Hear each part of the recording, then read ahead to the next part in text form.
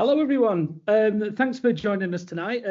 My name's Sarah McLeod. I work in the member participation team at Co-op. Just to let you know, this event is going to be recorded for those that can't make it. So if you prefer not to appear in any recordings or anything, you can always just turn your camera off. So thanks for joining our latest wine event, today we're visiting the Indomita winery in Chile. You might be able to see Sarah's just sat down now. She's literally just this minute arrived at the vineyard, which is why I'm the one talking and not Sarah. So I'm just going to go through a bit of housekeeping and then I'm going to hand over to Sarah before we start. So, so as I said, Sarah's here, our Co-op wine buyer. She's with Eduardo and Diego from Indomita. Literally just come off the plane. So we're going to be talking about three of our delicious Co-op Irresistible wines tonight. The Co-op Irresistible Bio Malbec, the Co-op Irresistible Casablanca Valley Pinot Noir, and the Co-op Irresistible Carmenere. So you'll get to hear about how these wines are made, some delicious pairing suggestions, and a few tips on how to get the most out of tasting your wine as well. These guys are the ones that you need to hear about it from. They're all so knowledgeable about it all. So there'll also be a chance for you to ask Sarah and Eduardo and Diego any of your wine-related questions in the Q&A as well, which is going to be in the second half of the event. So the Q&A, you can ask your questions in person by raising your hand, but we'll tell you more about that when we get up to the Q&A. You can just also type any of your questions as we go in the Q&A function that it will be somewhere on your screen. It's different for everyone depending on what device you're using and what kind of laptop you've got. So somewhere on your screen, there will be a button that says Q&A. So feel free to drop any of your questions in there. There's also a chat function as well. So we'd encourage you to chat as we're going through and comment on anything that you want to as well. That's always encouraged. So we should be wrapping up about 8:30. And one lucky person on the call will also win a bottle of each of the wines featured tonight. So we'll do that draw right at the end. So Sarah, I'm going to hand over to you now and let you crack on. Hi, and thank you everybody for joining. Hopefully you can see this beautiful view behind me. We're literally sitting right in front of the vineyards in Casablanca, which is where the Pinot Noir is from, that we'll be talking about.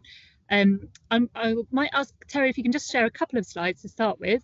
And I don't know how much people know about Chile, but we're in a country, a land of contrast, absolutely incredible range of climates, of styles, and it's home to so many different wines. If you put the length of Chile, the longest country in the world, and stretched it across a map, it goes from Lisbon across to Moscow. That's the length of the country we're talking about. It's got home to the driest desert in the world, the Atacama. They have penguins, over 20,000 square miles of glaciers. So it really is a climate that can do all sorts of things, and that's why we thought it's quite interesting this evening for you guys. It's 2:30 over here, to talk about some of the wines from different regions, and that's something that we've worked with in Indomita really closely to showcase the best that each region can do with a star grape from that region, which we'll be talking about tonight. So I think first of all we'll start off talking a little bit about Indomita as a winery, who we've worked with for many years. And you can speak to Diego and Eduardo as well about the wines. You've got some beautiful pictures on there as well, just to give you a bit of a taste of Chile. So we're talking about a country that's the biggest exporter of cherries in the world. They are also a second biggest producer of salmon after Norway. And yet, so wine for them is not a major industry, and yet they still manage to be the 5th biggest producer of wine in the world and very popular with us in the UK. If you want to pop to the next slide, Terry. So you can see, obviously, Santiago is home to 1/3 of the population. So that's where I've just landed and come from now. And the rest of the country is quite rural. And so we work with a lot of smaller scale vineyards and a lot of hand harvested vineyards as well, such as the vineyards that make the Carignan that we'll talk about. Don't worry, I know that's not what we're talking about. And then if you just want to go to the next slide, Terry, sorry. So this map on the left, here you go, gives you a little idea of where we are. So right now we're in Casablanca. So I don't know if you can just see sort of in the middle, we're about 40 minutes away from Santiago and quite close to the coast. So here it's actually quite cold. Although the glorious sunshine behind me, it was -2 degrees last night, and they have problems with frost here. So they use they actually put water on the vines because the water, the freezing effect of the water can actually help release a little bit of heat and help protect them. So it's a really cool climate, and that's what they use to produce Pinot Noir. Pinot Noir obviously comes from other cool climate regions like Burgundy and France, and it's quite a fragile grape, but it's quite delicate, and it works really well with this sort of cool climate. That we've got the Pacific Ocean just not too far away behind those hills behind me, if you can see anything. And there's a big range of temperatures as well from day to night. So at the moment it's about 15 degrees, but like I said, it goes down to -2. And if you imagine going warmer up in the summer, you've got that constant drop. So it goes from quite warm, so you can still ripen the grapes, to cool, very cool, and it keeps this balance of freshness. And I think that's what's quite special when we'll taste the wine later, about having this freshness and still ripe, crunchy red fruit. If you want to go to the next slide, Terry. So yeah, that's what, as I was just talking, so that shows a little bit about how you've got this movement in as well. They're protected on one side by the Andes Mountains, and then on the other side you've got the Pacific Ocean, so fantastic seafood. In fact, it's quite unique in this country that you can ski and surf on the same day if you wanted to, such as the contrast, and you've got the effects of that. If you go to the next slide, Terry. And the great thing about Indomita, so they work with vineyards across Chile in all these different regions. So like I said, now we're in Casablanca, and we'll talk about some of the wines from other regions now. I don't know if you want to, those of you, if you have the wine in front of you, if you want to taste the wine. We're just in the background, Eduardo's behind me, and he's just setting up to see, he has a drone, because we thought it would be quite cool if you can see the vineyards a bit better than just the view from behind me while you taste the wine.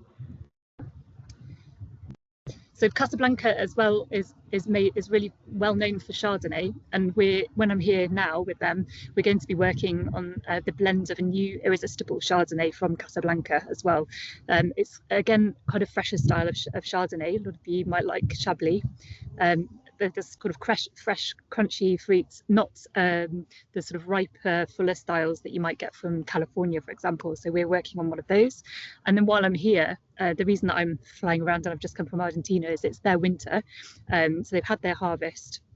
And now we've got the base wines with which we can put together the blends of the Irresistible wines for the next vintage. So we'll be looking at putting together the Irresistible Carmenere, for example, the new vintage of that. So we'll be looking at different tanks of wine and putting different blends together, and we can play around to get a different profile. Gonzalo's just setting up. Are you ready with the drone? I think Terry, I think we might just let Eduardo show. Yeah, he might be able to show. He's got his drone ready to fly. So those of you that have got the Pinot Noir, that's wine is from Casablanca, and he's going to fly over, and hopefully you can see some of the vines that have produced that wine. He's just piloting it in the background. So we can't see. Oh, there we go. I can see now. So that's the winery. You can see Indomita over the top, and you can see the little arrow of his drone as he's about to sort of drive it around. Hopefully you get you can see the vineyard.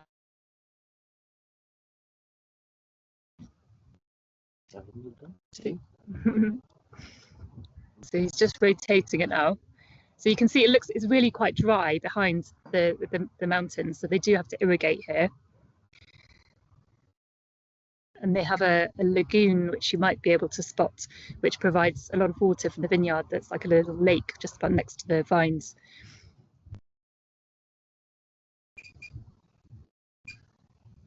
He's putting it in sport mode now. It's like driving a Ferrari. But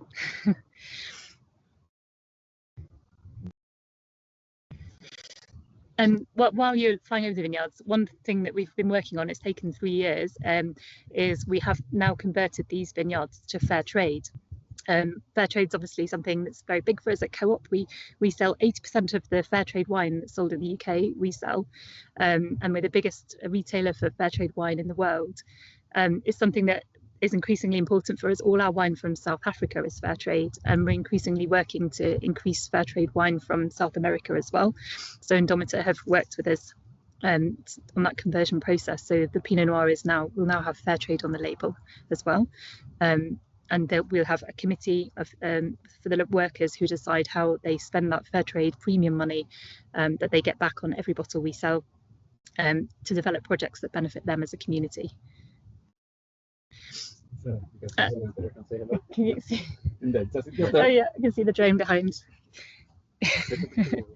So that's just, yeah. You see a beautiful view of the winery, and they've put the Union Jack up especially for us there in the background. And the not so pretty car park.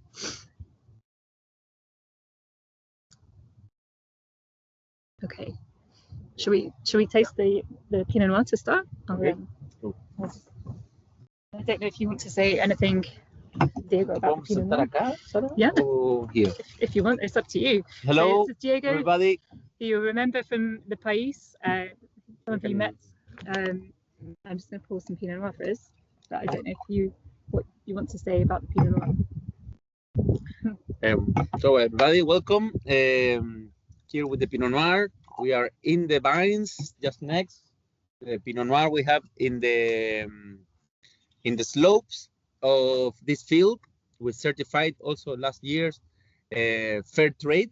So since few months we will start with the harvest 2022 with the support of you to make some project with the workers here. And well, the Pinot Noir is our star light. With light color, really beautiful. And when we taste, full of aromatic, floral, rose petals, and really fresh. That's the idea.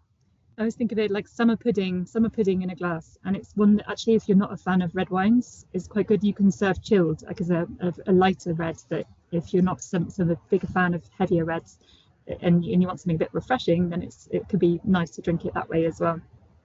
I was just saying before about the frost.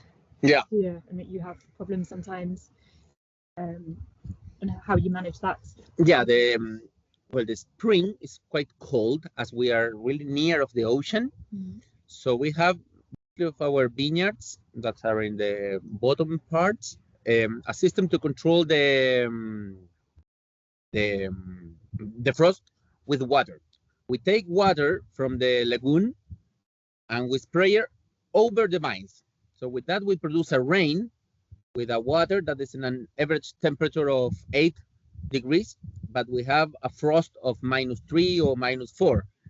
The worst frost that we have here is -8 ago. That was terrible.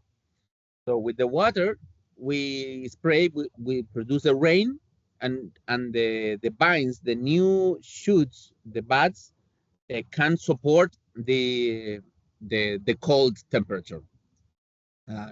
That's happened mostly in September and October. After September and October, when the vines wake up, we have all the growing season.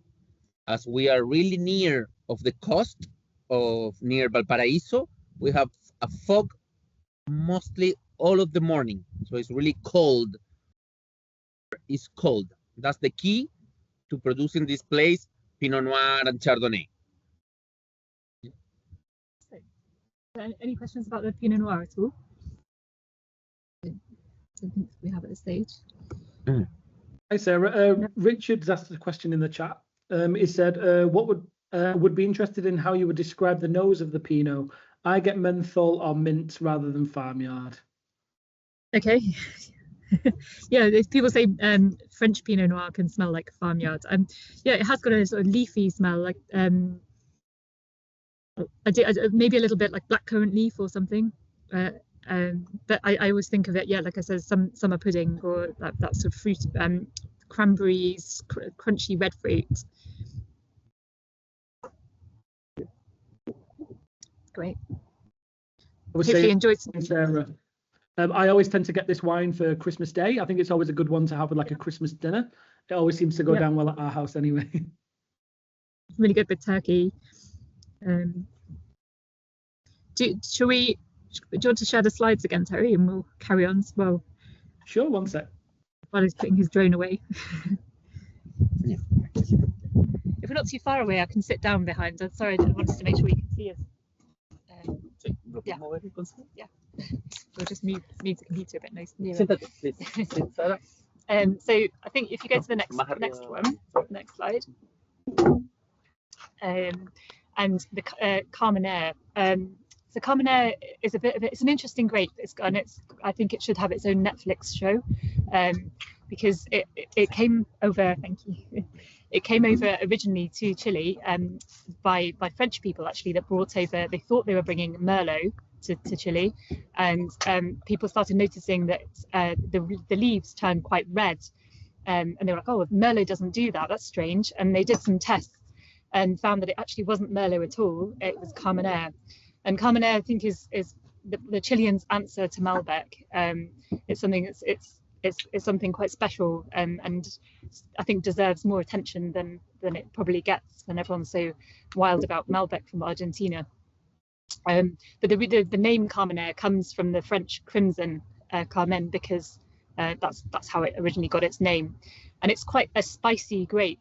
So much so that a couple of years ago, they used to have a website that was designed all about matching Carmenere with curry, to try and encourage people to think differently about wine and food, and that it's no longer exists apparently. But I encourage you to try it and see whether you think it works. But for me, Carmenere is much more like a paprika, like roast red pepper spice, that kind of character, and works really well with things like fajitas, enchiladas, like Mexican spice, that sort of thing. And Carmenere is from Maipo Valley, sorry, which is a very different place again. So that's a lot hotter. Also famous for Cabernet Sauvignon. And a very different climate to here. I don't know if you want to talk about your experience of working. Well, the Carmenere, as Sarah said, is a kind of a unique or recovered variety in Chile, and come from Maipo. It's an alluvial soil, so it's a riverbed soil that's make to the vines the possibility to try to found the water really deep in the soil. That's make really spicy and smooth tannins that produce a really concentrate grapes with a really soft tannins. That's a little bit the key of the Carmenere, the magical of Maipo, that is really good for the red wines. It's a warm area near the Andes mountain. So it's important, and we think and we try to produce each variety in the correct place. So as we have in Chile plenty of diversity of climate, we have this opportunity to make this Carmenere in this place.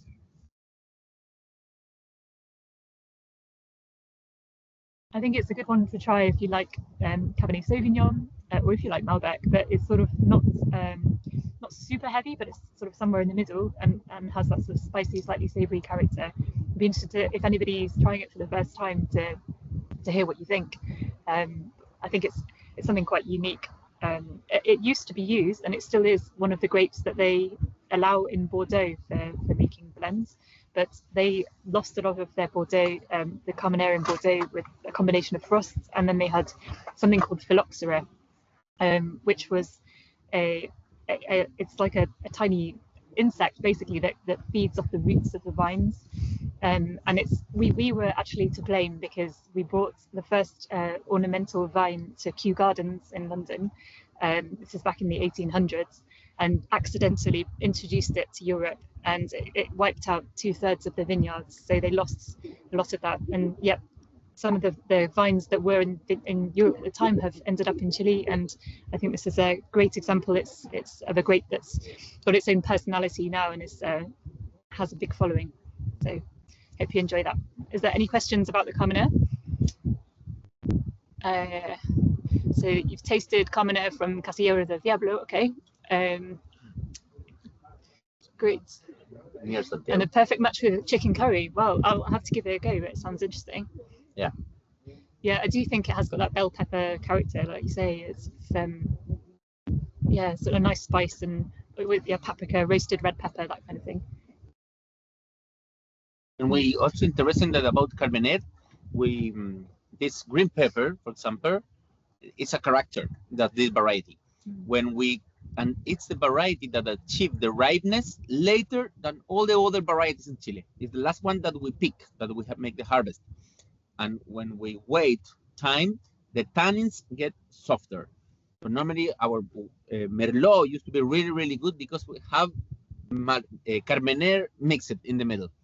When we start to grow the Carmener separately than Merlot and produce just Carmener, we realize that we have the tannins that are able to evolve and achieve a different ripeness of the tannins in the grapes, making this softener and the character that we have in the nose.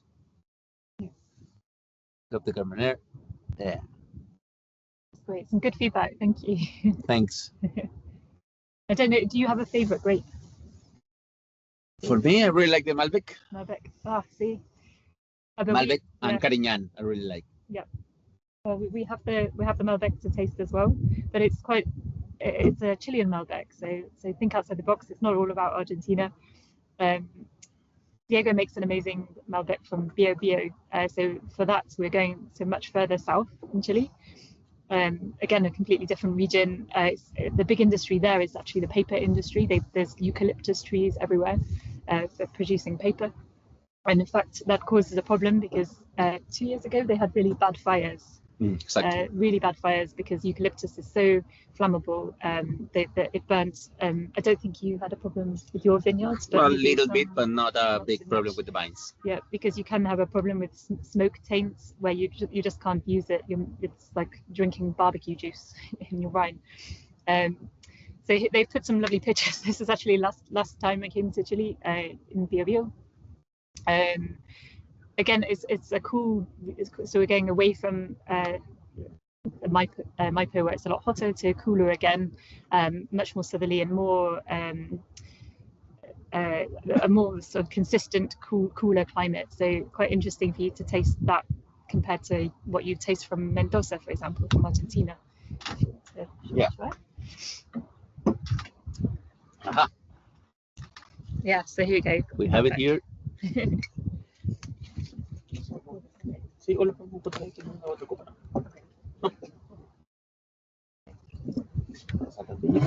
Switching glasses. And actually the label is shows all the contour lines of the vineyards, so that's how we designed this one. So it's a beautiful view if you come in from above of all the vines. It's quite hilly, and they have horses just roaming around between the vines there. It's quite an agricultural area, and I think very different environment to what you can see behind me or from Maipo as well. Especially about the Malbec, the Bio Bio, we are quite south of Chile. Really rainy area, 4 times more rain than in the central area of Santiago or Casablanca. In that condition, we have a lot of organic matter, and also it's an area really near of the volcanoes. So we are in between the volcanoes of the Andes mountain and the ocean in the Pacific Ocean. So it's cold, and the latitude being so far in the south, making the cold area. And it's especially cold in spring, so that produce millerandage, or it's like little berries. And with these little berries, we have the concentration that we have in the grapes that produce a concentrate and heavy wine. And also the character of the soil and the freshness in the climate allowed to produce like different notes, more like floral notes or violet that we have in the wine, that it's make the opportunity to make this southern Malbec. Yeah, absolutely. I think it's very aromatic. You can smell it. Malbec does have a character actually of having they say purple flowers, often violets, as if you're trying to guess what grape it is, that can be a signature of Malbec.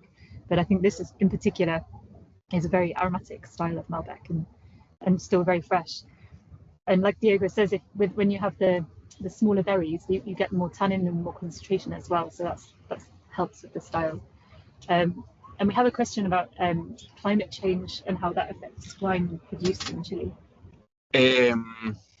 Well, in Chile, it's a really important issue that we have a really heavy drought. The last 13 or 14 years, the rain that we receive all the winters are getting down. So that's making a little bit of problem.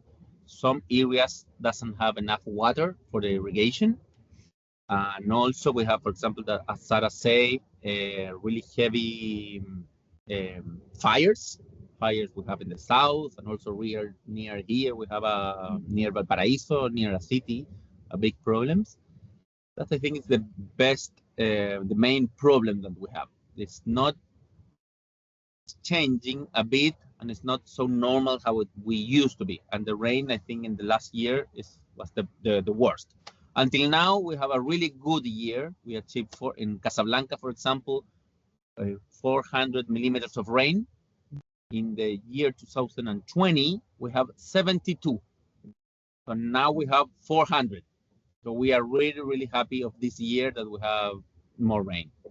Yeah, and that's something that's important. A lot of people, for example, in the Lleida Valley in Chile, there are people leaving producing grapes because of the problems, the costs, and actually making a living and switching to avocados, which are actually more water intensive.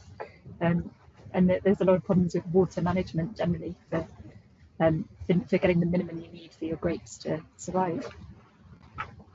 And you had floods as well last time also. As well, so it's a bit like the apocalypse sometimes. So at the same time year there was the forest fires, was also really bad flooding in the Bio where the Malbec was, where the whole roads you couldn't go down because it had been completely flooded. So it's probably more of a problem of consistency of climate.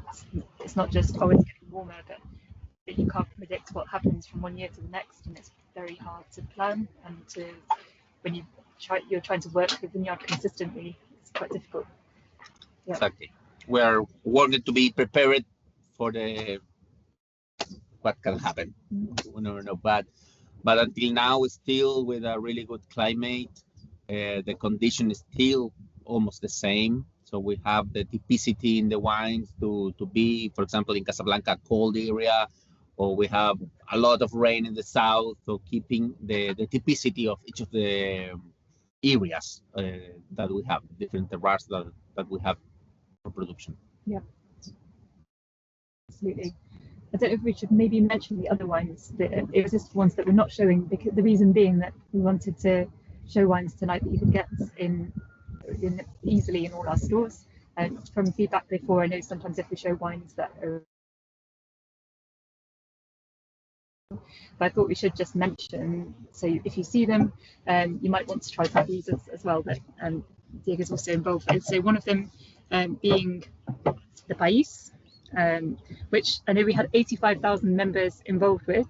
And here we go. So this is, we're talking, you can see on the bottom of the screen there, all the old vines. I think, again, this is País, comes from, it means country in Spanish, and it was what the missionaries used for communion originally.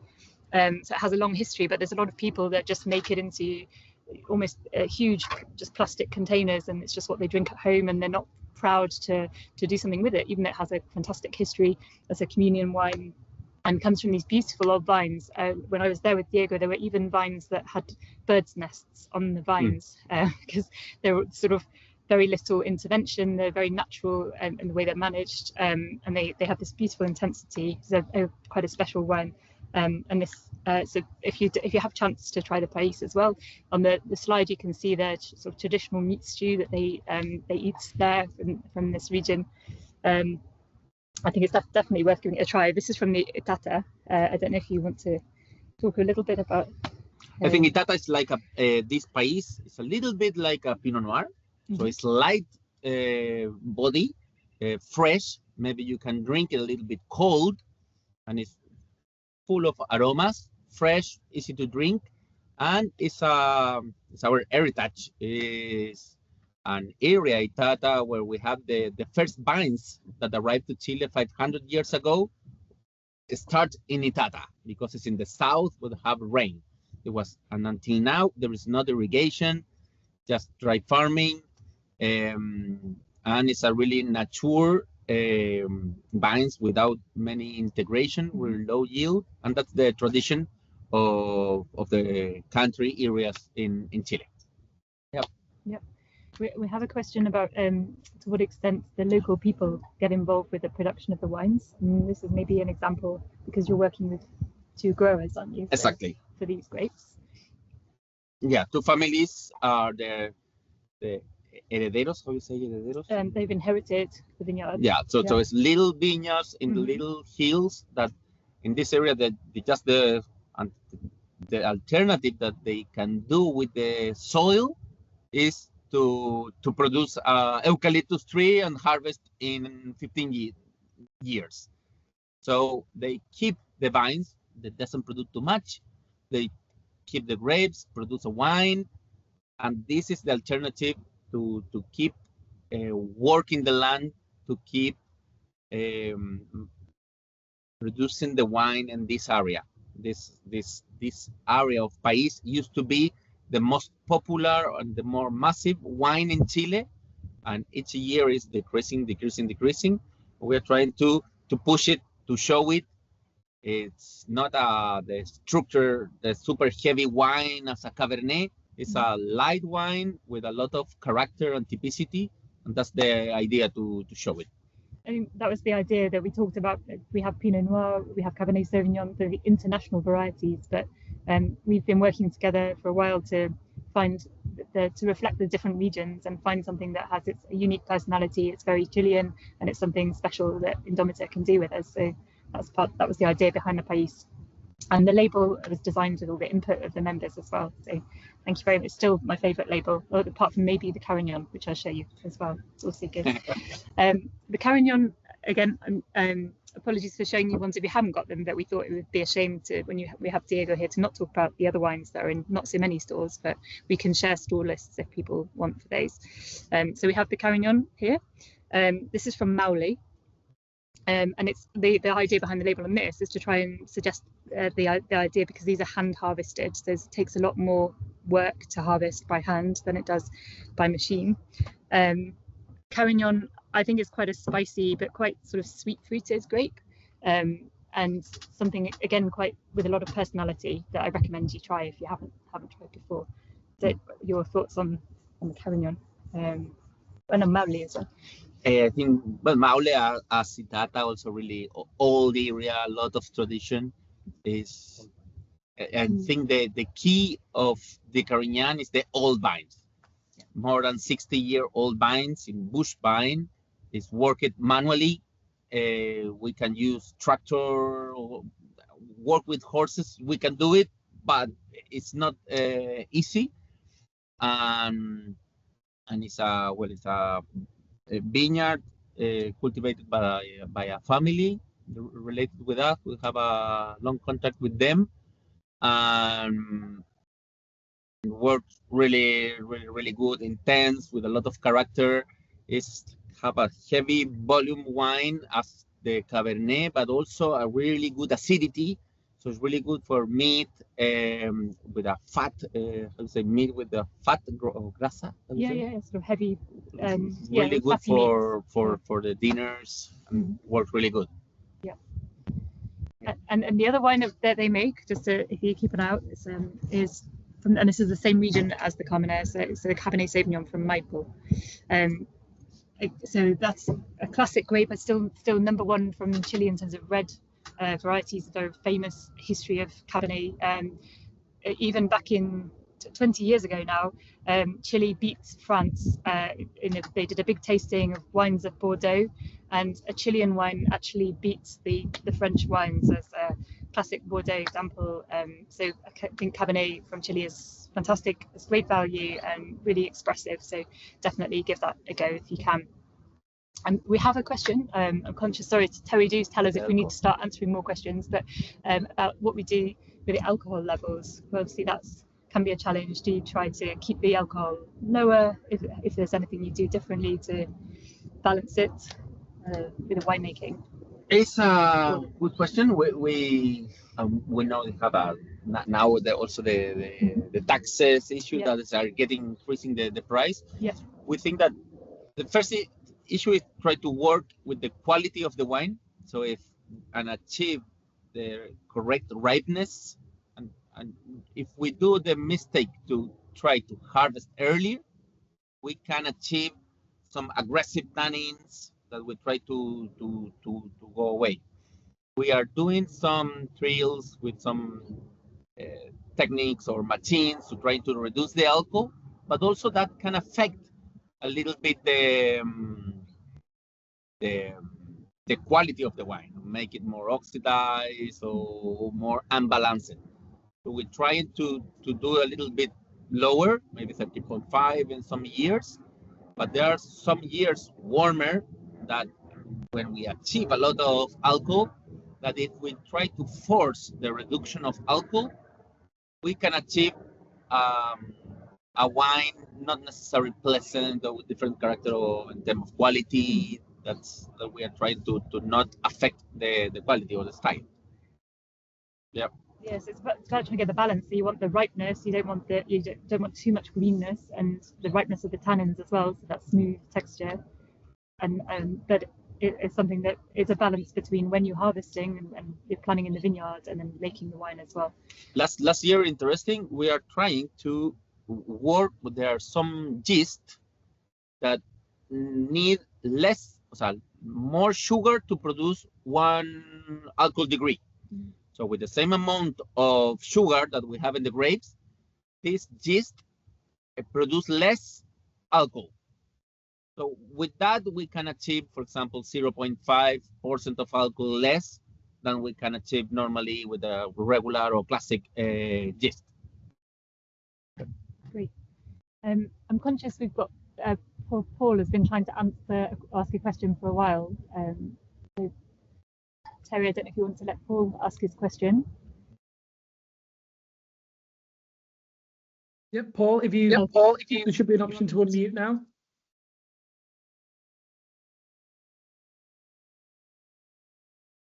I think you're still on mute. Paul, we can't hear. There should be somewhere on your screen that will invite you to unmute.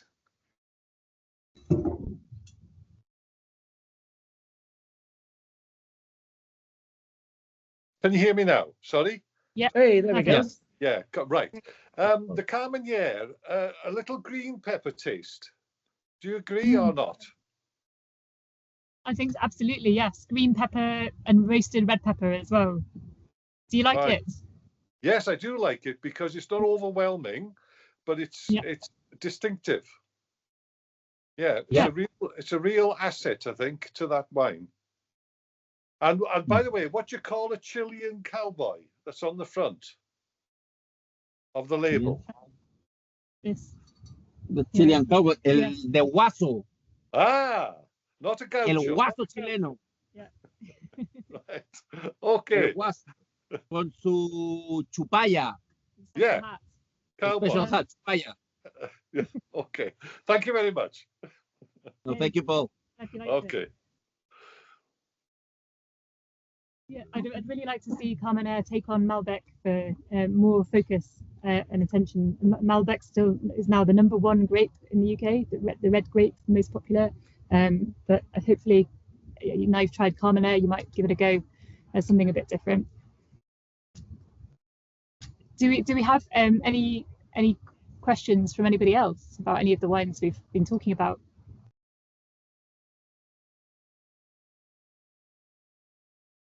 No?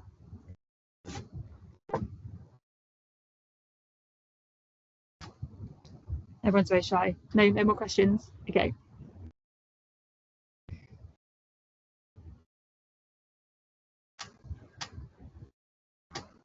Yeah, so as Terry says, if you want to ask your question in person, you can raise your hand and ask a question. I think we've covered all the questions in the chat for now.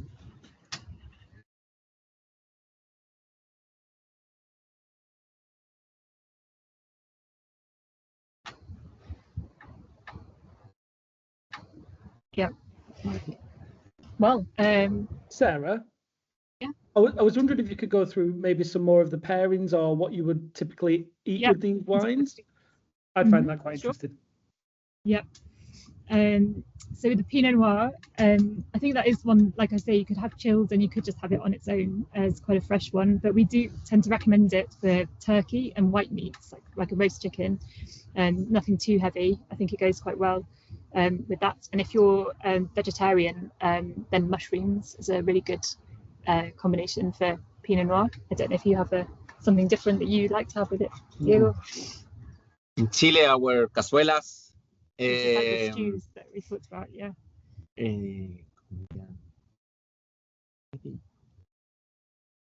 it's like as a light red, maybe some when you like salad or appetizer, something easy to drink for the warm climate. If you drink it cold, it's really nice for appetizer. I think it can actually work well as well with salmon, because that is a slightly fattier fish. I think it's a good crossover wine. If you've got some people like white, some people like red, it's a good middle choice and goes well with salmon as well. And somebody's just said they tried with manchego and serrano ham, so with the carmenere. So it sounds great. And the carmenere, again, because of those spicy peppers characters, things like fajitas, but also I think it's a really good match for pulled pork, because you've got that slight sort of soft spice sweetness of the pork flavors, and it works well with the spiciness of the wine. And with the Malbec, I know somebody who actually thinks that if you taste it with chocolate, it's like really like having a chocolate orange. But I've not tried it, but that's there. Ian is recommending that one. I think that's more like Diego says with your roasts, heavier meats, because it's got a lot more sort of that intense juicy fruit, and so Sunday roast or something like that would be great. I don't know if you want to say anything about how you got into winemaking or your history with Indomita or anything else. Well, after I have a family that we have all the summers, we went to the south in Chile, and I always would try to think I want to go away from the city. I born and live all my life in Santiago de Chile. So after we finish, I studied for agronomics and try to go away. And I travel a bit, making some vintage in different in different countries. I know New Zealand, Spain, a little bit in France. And after my first work in my life, official work, went to the vineyards in 2005, 2004. Went to Bio Bio. My first work was to be the assistant of the viticulture in Bio Bio, from where we have the Malbec. We participate in some of the when we plant some of the vineyard there, and it was related with the vines. After in 2000 and I always loving the south of Chile and the south. I moved to Argentina. I worked a little bit in Patagonia, Argentina, in Neuquén. And they're making Pinot Noir and Malbec again. And after I moved, I returned to Chile, to Bio Bio, and now in Casablanca. I live just in the back of the hills, 5 minutes far from the winery, and we prepare each year with Sarah all of the wine that we prepare to you to try to express a bit the best that what we have, and through the wine try to show a bit Chile, our different areas, our different valleys, and I'm inviting you to travel around Chile, our beautiful country, and to share it with you. Yeah. He is very modest, Diego. He does a great job with winemaking, because we actually won best barbecue wine with the People's Choice Awards for the Carmenere this year.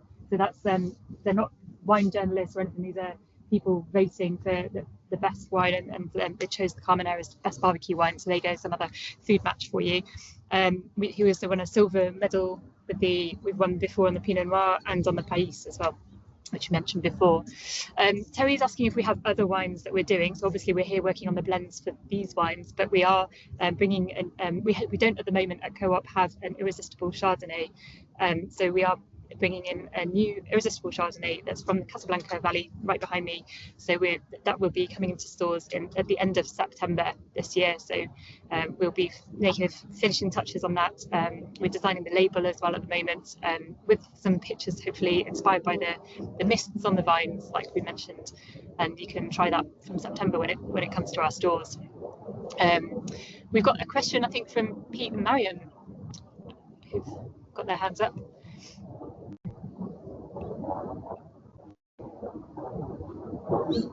Hi there. Hello.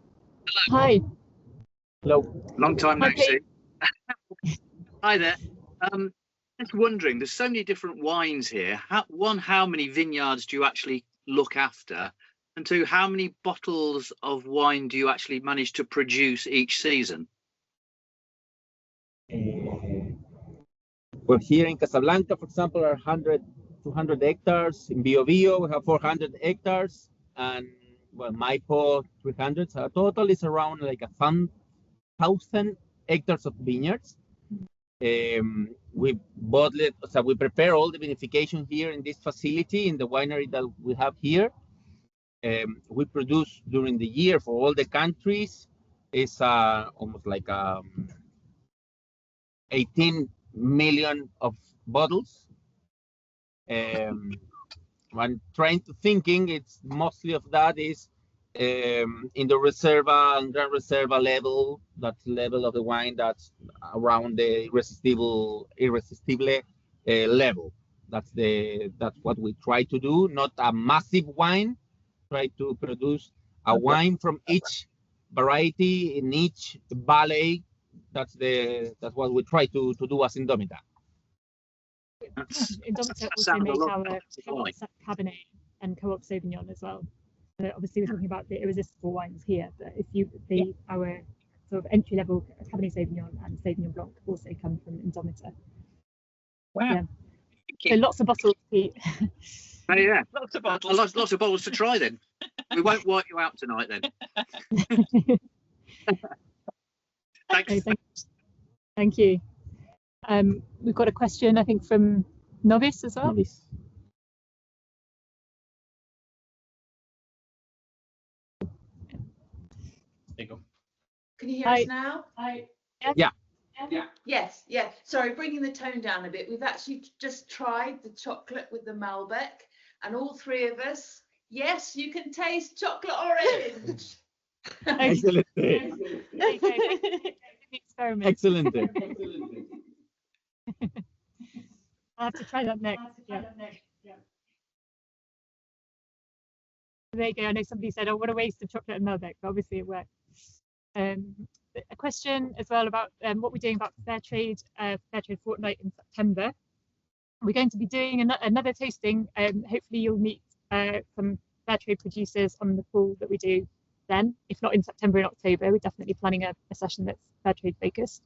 And we're also doing, I can't say too much in this call because it's almost only just signed off internally, but we are doing a special discount on Fair Trade wines and only Fair Trade wines, and all of our promotions for that time will be Fair Trade wines. So you'll see all on the shelf together, Fair Trade wines all together, and hopefully it will make it easier for you to find them and to try new ones, and you'll get an extra discount as well.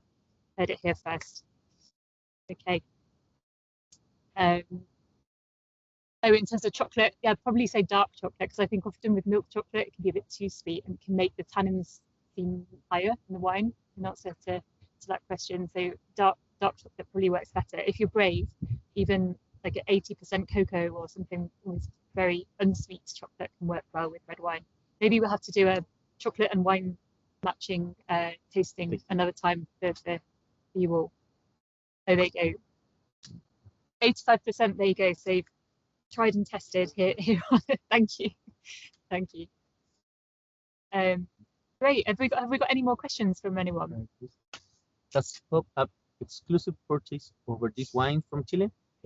Yes, we have a question. This wine that you are tasting, the Irresistible, is the wine that we produce especially for Pop for the line Irresistible.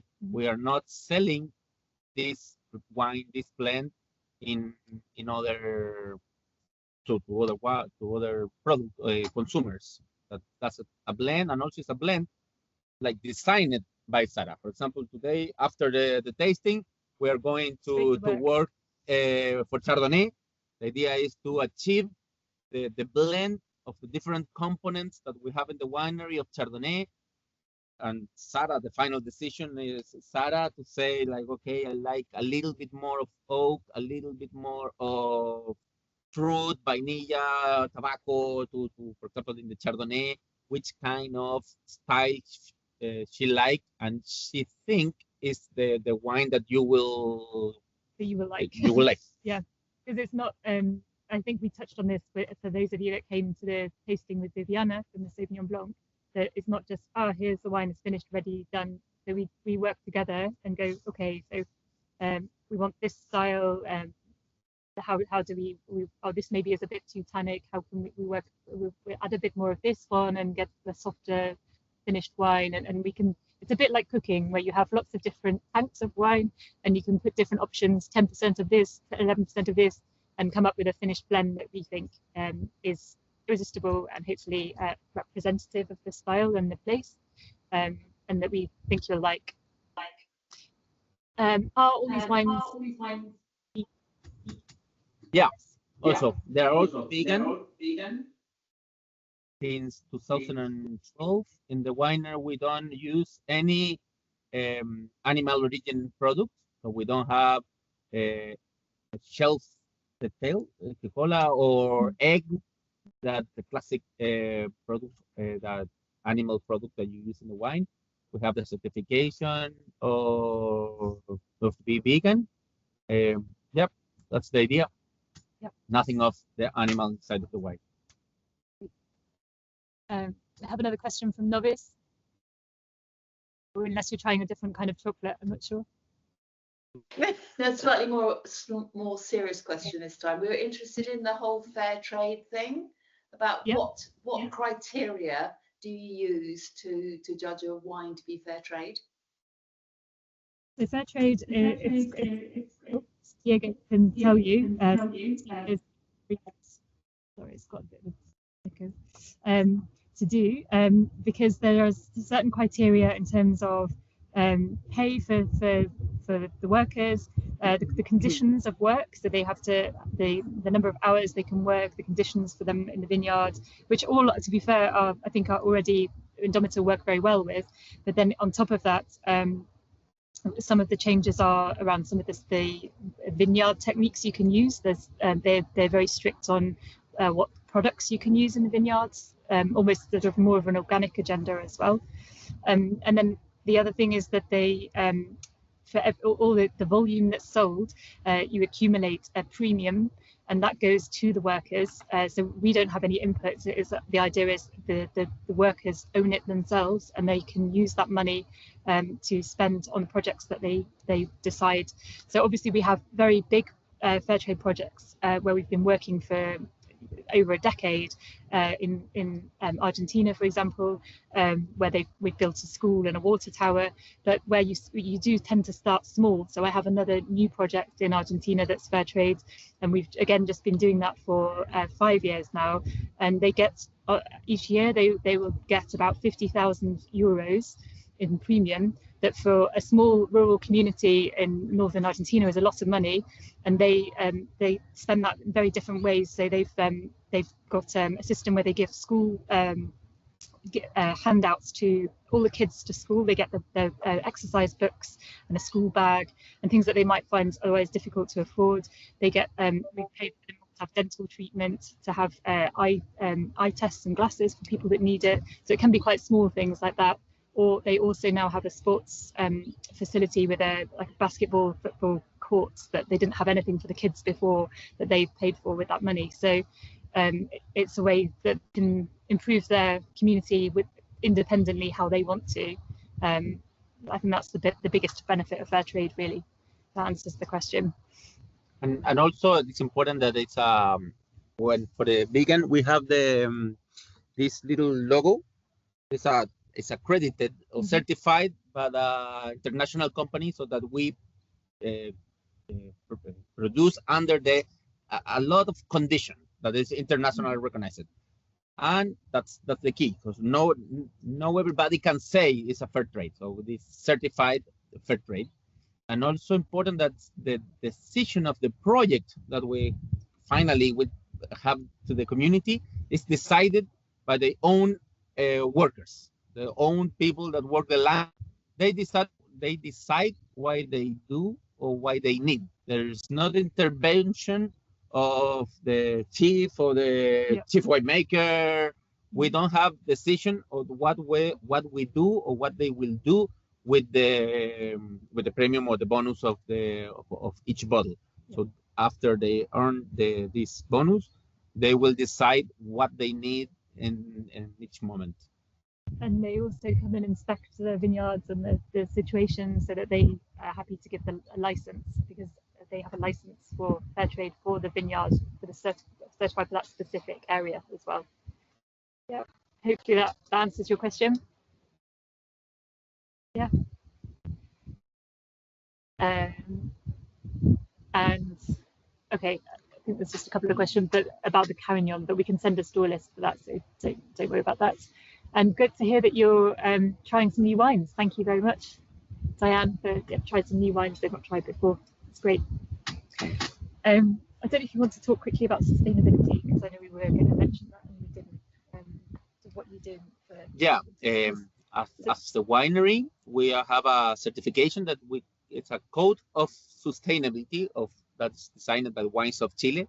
It's an association of all the wineries in Chile. So we say a strict reglement or rules that what we must follow to be, if we want to be sustainable. So everybody speak about sustainability, but we must be submitted to this certification. We separate what we do in the vineyards in three main areas. So the green area is the vineyards, red area is the winery, and an orange is what we do with the human resources. Human resources. So how we treat our workers, our relation with the community, and so when that we have the certification, we must take care about how we manage the energy, the water, the petrol, the diesel, all the incomes, how we manage, how our plans to reduce the contamination, how much water, for example, we use, and which plans we have to reduce the water that we don't need it, or to control the different process. And with that, we are working like a system of gestión, how we say that? Like a management system. Management system to consider this item, this area, and we can change or each decision that we must take must consider the impact that we make. That's the main issue. I think Diego's been saying that he has a lot more weeds now than he used to have, because they're working with less sprays in the vineyards and working more sustainably. So I think Wines of Chile have done a great job with this sustainability criteria, even more advanced than other countries that are even now just starting really to have a plan and a clear structure of how to work better. So another reason to support Chile, I think. I'm conscious we've got to sort of the end of the hour, so some of you might need to drop off. Has anybody got any more questions they want to ask Diego or myself? Novice, is your hand still up from before, or do you have another question to ask? You good? Okay. Sorry, no worries. Well, if no one's got any more questions, then we might go and work on some Chardonnay for you. Great. Okay. Well, thank you very much, everyone, for coming. I don't know, Terry, if we want to say quickly about the next event. So in August, we are back to Spain, and we're going to be tasting a rosé and our Garnacha. And that's going to be on the 4th of August, if I'm correct, Terry. 8th of August. 8th of August, sorry. Yes. I have just got a plane, forgive me. No worries. So I've posted it in the chat. It's a bit further up. Yep. I'll repost it now just so everyone can see it. So, yep, if you want to come and try, even if you don't think you like rosé, give it a go. I promise it's a rosé that we worked on with member input as well. It'd be great to see you on the 8th of August and take you to Spain. But good for now. Well, thank you very much from Chile. And thank you to Diego. Thank you, to everybody, and to enjoy the wines. And thanks for your time. Great. Amazing. So everyone, I'm going to leave the chat up for about one or 2 minutes, just in case you need to scroll up and get any of the links from above. We've posted all of the wines that we've talked about, the event that's coming up. I also posted the story about the Chilean Pais and how members helped design the label. So if there is anything you want to grab out of the chat, the call will be open for another 2 minutes or so, and then I'll end it. But if you're ready to go, feel free to leave now. Thank you, everyone, for coming. As well, like we say, but this is their winter, believe it or not. It's better than our summer at the moment, isn't it? But we're not so warm. It's a sun, but it doesn't get too warm. Yep. All right. See you, everybody. Thank you for joining. Bye. Bye. Bye.